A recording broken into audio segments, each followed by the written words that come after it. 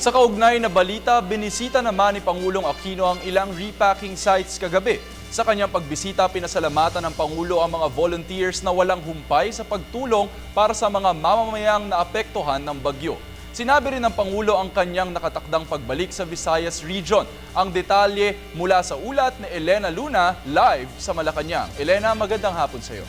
Magandang hapon, JC. Tuloy-tuloy pa rin ang pagtutok ni Pangulong Aquino sa operasyon ng gobyerno para sa mga biktima ng bagyong Yolanda. Kaninang alas 10 ng umaga, nagsimula ang meeting ng Pangulo kasama si Cabinet Secretary Jose Rene Almendras.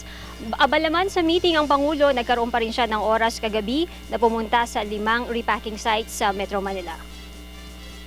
Personal na pinasalamatan ni Pangulong Aquino ang mga volunteers na naglaan ng kanilang oras para tumulong sa pag-aayos sa mga food packs na dadalhin sa mga lugar na apektado ng bagyong Yolanda. 5 repacking sites sa Metro Manila ang pinuntahan ng Pangulo. Una niyang pinuntahan ang Ateneo Covered Court. Kasama sa mga volunteers dito ang mga basketball players ng university. Mula Quezon City, dumiretso siya sa 3 lugar sa Pasay City para pasalamatan ang mga volunteers.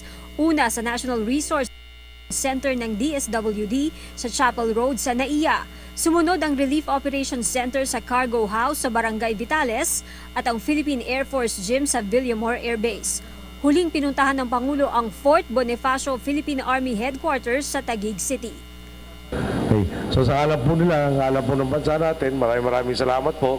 At saka talaga ito pagtutulungan ng gobyerno at saka ng taong bayan, talagang magpapabilis ng pagsasayos ng buhay nila. Ayon kay Pangulong Aquino, kailangang makabuo ang mga repacking centers na ito ng 140,000 food packs kada araw. Ang bawat food pack na ito ay 2 araw na supply ng pagkain para sa isang pamilya. Ang mga binubuong food packs ay nakalaan para sa 275,000 na mga pamilyang sinalanta ng bagyong Yolanda. Sa mga repacking sites na pinuntahan ng Pangulo, binigyang diin niya ang malaking tulong na ibinibigay ng mga volunteers. Ginamit na rin niya itong pagkakataon para umapila sa iba pang maaaring tumulong. So, papakapal na ako, dumamay na kayo, baka may sobra pa kayong oras, malapit pa weekend, baka meron pa kayong mayaya. Talagang kailangan ho natin mapadala lahat ito at sa iba pa mga lugar tulad ng Cebu, maibigay natin kagad doon sa mga nangangailangan doon. Dahil talaga kung pati kuryente, siguro maswerte na tayo, 2 buwan bago maibalik. Ipinaalala niya sa mga volunteers ang gunang pinagdadaanan ng mga biktima. Inalala ng Pangulo ang magiging malungkot na Pasko ng mga biktima. Walang kuryente sa mga lalawigang ito at sinisikap ng gobyerno na maibalik ang kuryente sa December 15. Nabanggit din ng Pangulo ang pagbalik niya sa Visayas Region.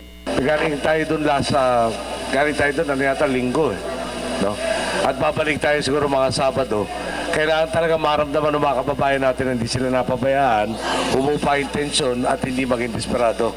Ngayon, sa ngayon marami sa kanila kinakain, kung may kumakain, yung bigas na pinarelease mula sa NFA. Ito kayong ginagawa nyo, malaking tulong, talaga napapabilis yung kalinga ng buong Pilipinas sa kayong magagawa ng gobyerno. No? Kung wala kayo, talagang babagal yung proseso para maihatid. Dahil sa laki nga. No? Ang apektado Mamayang 2 p.m. o ilang minuto mula ngayon ay darating sa palasyo ang mga kinatawan ng Hyundai Asia M Resources Incorporated. Sa music room ng palasyo, magto-turn over sila ng donasyon kay Pangulong Aquino para sa mga biktima ng bagyong Yolanda. At yan ang ating balita mula dito sa Malacanang. Sa tulong ng RTVM, ako si Elena Luna para sa Telebisyon ng Bayan. Maraming salamat sa iyo, Elena Luna.